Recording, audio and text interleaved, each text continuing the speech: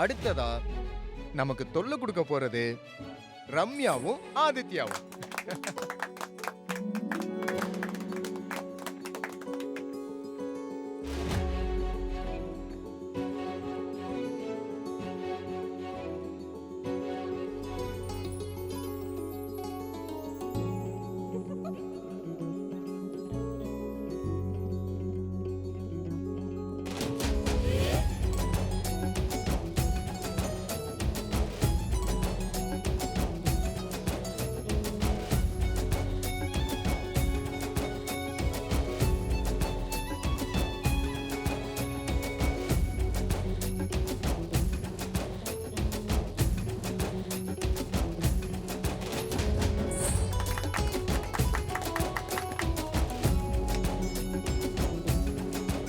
அடுத்து நம்ம பாட்டுக்கு டான்ஸ் ஆட போறது நான் இல்ல.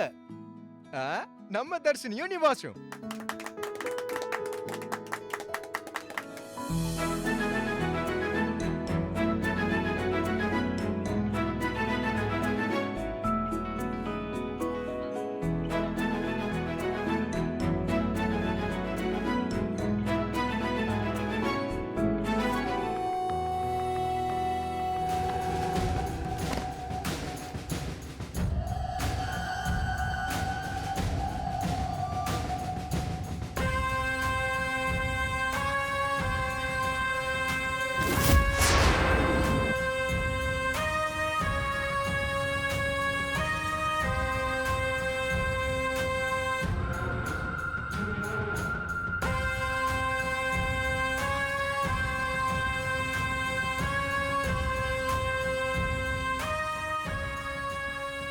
அடி பாவி, இவ என்ன துப்பறிகிற வேலையெல்லாம் பாக்குறா? ஒரு வேளை மாட்டிப்போமோ?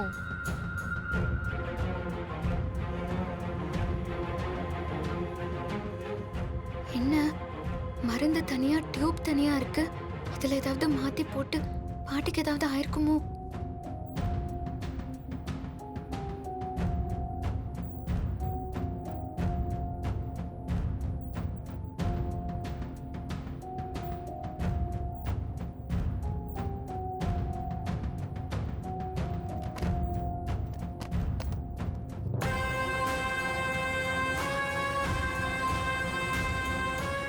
பேசாம அந்த மாத்திரையும் பாட்டிலையும் மாத்தி வச்சிடலாம்.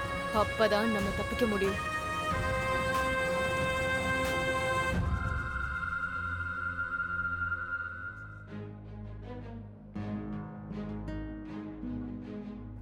வேம்பு சார் கொஞ்சம் வாங்கல. இப்பதான் பூமி நான் வந்து உக்காந்தேன். ஐயோ, முக்கியமான விஷயம் சார், கொஞ்சம் வாங்க. சரி வா.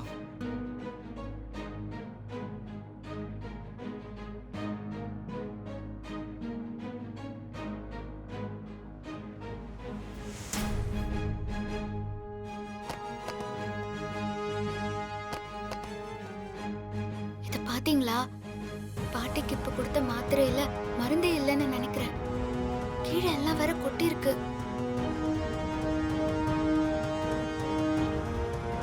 இது மேனுஃபேக்சரிங் டிஃபெக்டால ஏதாச்சும் ஒரு கேப்சூலுக்குள்ள பிரச்சனை வரும். மத்தபடி ஒன்றும் இருக்காது. மருந்து செய்யற இடத்துல சில நேரம் தப்பு நடக்கிறது சகஜம்தான். எல்லா மாத்திரையிலும் அப்படிலாம் இருக்காத. எதுக்கும் ஒரு தடவை பாத்துக்கோங்களேன். அப்பதான் மனசுக்கு கொஞ்சம் நிம்மதியா இருக்கும். சரி பாக்குறேன்.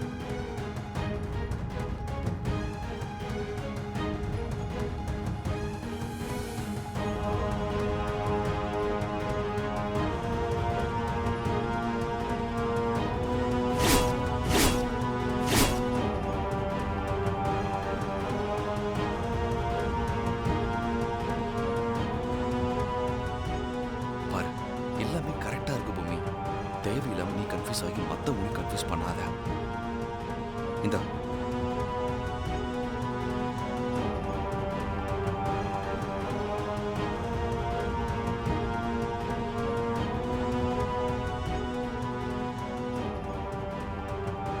இப்ப நம்ம பார்த்தோமே, எப்படி அதுக்குள்ள மாறி இருக்கும்? இது வேற பாட்டில் மாதிரி இருக்கு. ஒண்ணுமே புரியலையே. எப்படி மாறி இருக்கும்?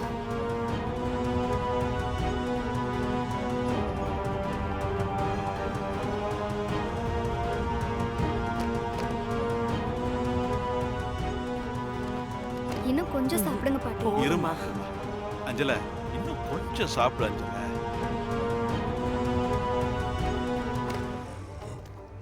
பாட்டி மாத்திரை போட்டுக்கலாமா? சரி குடுமா. இவ படிக்கலன்னு சாதாரணமா எடை போட்டுட்டோம். எல்லாம் தெரிஞ்ச யமகாதகையா இருக்கா. இவ எப்படி கண்டுபிடிச்சா?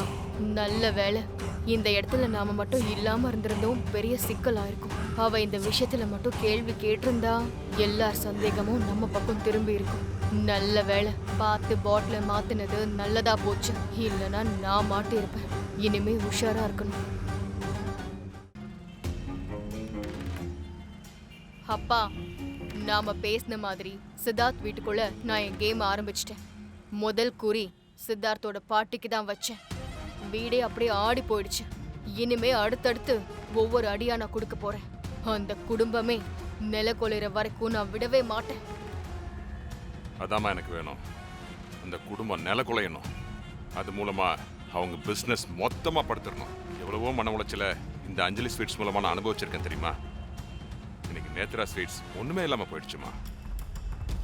அப்பா, கவலையே படாதீங்க. கூடிய சீக்கிரமே அஞ்சலி ஸ்வீட்ஸோட கொஞ்சம் கடைய ஆதித்யாவோட பொறுப்புக்கு வர வைப்பேன். அதுக்கப்புறம் எல்லா கடைங்களும் ஆதித்யா பேருக்கு வர என்ன பண்ணணுமோ அதையும் கூடிய சீக்கிரமே பண்ணுவேன். அதுக்கப்புறமா நீங்க நினைச்ச எல்லாமே நல்ல விதமா நடக்கும். நீ எல்லாம் எனக்கு பையனடா ராஸ்கல்.